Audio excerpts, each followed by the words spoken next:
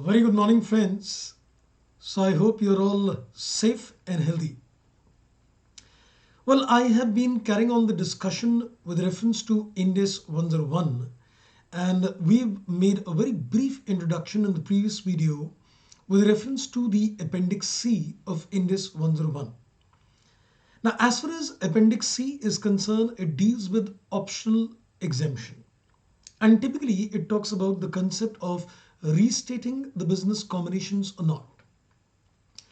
Index 101 gives a complete choice to the company that it wants to go in for a restatement of the business combinations with a retrospective impact or not. Now, what we're going to do is we're going to divide this entire thing in terms of two cases with you. The case number one, where we're saying, yes, if I opt for the exemption, then what am I supposed to do? And the second is that if I don't avail the option exemption, but I am planning to restate the business combinations, then what do we do? Now, what comes apparently in the mind is that if you're planning not to restate any business combinations, then what comes in the mind is that perhaps we are not required to do anything. But that's not the case. Even if you choose the optional exemption of not restating the business combination, there is still a couple of things which we need to do. Let's find this out in this particular video. What are supposed to be the things which we need to account for if you choose not to restate the business combinations? दिसंबर 21 के exams बहुत नज़दीक हैं. ये समझ लीजिए कि बस 4-5 दिन. तो इसके लिए आपको एक फाइनल पुश देने के लिए अनअकैडमी पर हम आपके साथ आ रहे हैं सीए फाइनल के ग्रुप 1 के सभी सब्जेक्ट्स के लिए marathon session schedule. Financial reporting के सेशंस मैं आपके साथ लूंगा 1 दिसंबर से लेके 4 दिसंबर, जिसके अंदर आपके 4 दिन लगातार सेशंस होंगे और लिंक आपको डिस्क्रिप्शन बॉक्स के अंदर मिलेगा. और ये सेशंस आप अटेंड कर सकते हैं एब्सोल्युटली फ्री. आपको बस केवल लिंक इसके अंदर ओपन करना है. अनअकैडमी की ऐप डाउनलोड कीजिए, मेरा कोड इस्तेमाल कीजिए CAKB10 अगर आप पहली बार प्लेटफॉर्म पर क्लास अटेंड कर रहे हैं. इस तरह से लॉ की, SFM की और ऑडिट की सभी के मैराथन्स आपको अलग अलग डेट्स के अंदर मिलेंगे. तो भाई कुछ नहीं करना है, आपको एक फाइनल पुश देना है, आपकी तैयारी थोड़ी और मजबूत हो जाए so that you can wonderfully clear the exam. Let's crack it. Now, as I just made a mention that there are two cases when you're looking at the Appendix C, and that is that if an entity says, yes, I want to opt for the Appendix C exemption, that means the entity chooses that I am not planning to go for a restatement of the past business combinations. And the other case is where the entity says, no, I am going to make a restatement of my past business combinations, which it can do so even by choosing a cutoff date. Now, we're going to talk about the case number 2 in another video. Today, we're going to talk only in terms of that if the entity says, yes, I want to avail the exemption of Appendix C, I don't want to restate the past business combinations, then what is it supposed to do? Now, let's find this out. And there is a very interesting chart. Now, let's understand this particular chart. Now, as you can see that there are a couple of cases which you can see in this particular chart.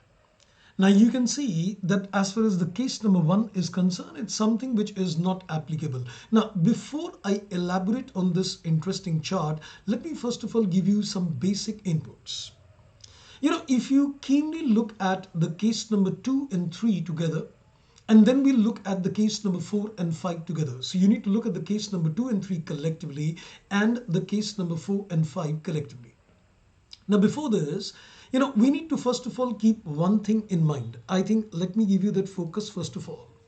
And that focus is, when a company says that it is not planning to restate the past business combinations, now as per IGAAP, that is Accounting Standard 14, there could have been certain intangible assets which may have been recognized, and now Index says, no, you cannot recognize them. So that means you need to go in for a derecognition of those intangible assets. Or you could have a situation where, as per the IGAP, the intangible asset was not recorded, and we are saying that as per Ind AS, it should be recorded. So there could be two extreme cases. One is that intangible asset is already recognized in IGAP. Now Ind AS says no, remove it, derecognize.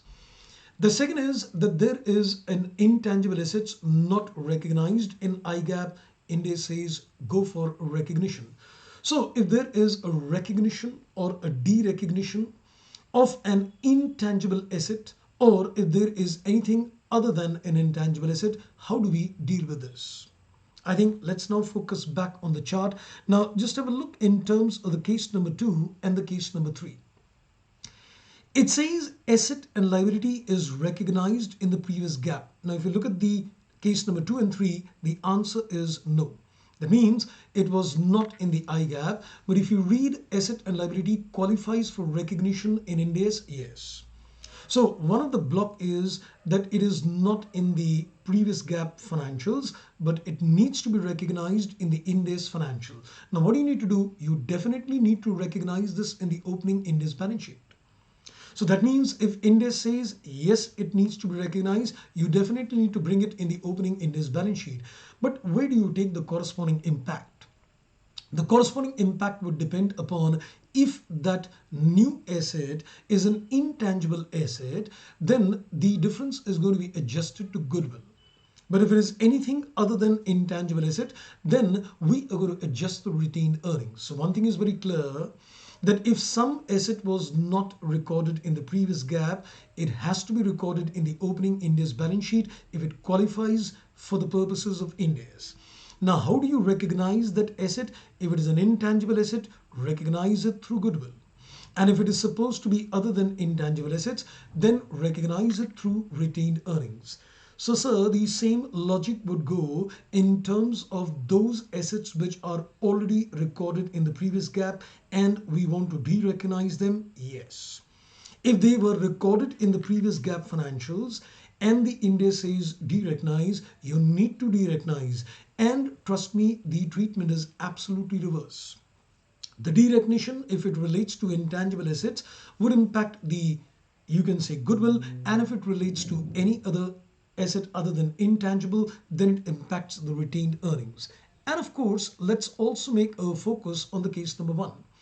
There is also a possibility that it is not in the previous gap and it is not to be recorded in the Ind AS. Well, I think then we don't need to do anything. So basically we can say there are two cases. If you look at the case number 2 and 3, it's like case 1. It's there in the previous gap balance sheet. Rather, I would say it's not there in the previous gap balance sheet, and we are saying it is to be recognized in the Ind AS balance sheet. Go ahead, recognize it.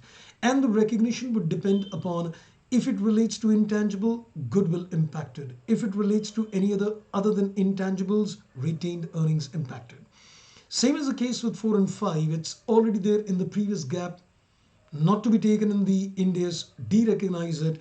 And here again, the de-recognition will get impacted either because of goodwill or retained earnings, depends. If it relates to intangibles, goodwill. Otherwise, it is retained earning. Which means the basic principles of recognition and de-recognition are still going to be prevailing upon the fact that even if the company does not go for restatement or business combinations, still recognitions and de-recognitions would require changes to be incorporated in the opening Ind AS balance sheet. Isn't that pretty interesting? So that's all in this video. Thank you for watching. Take care and bye-bye.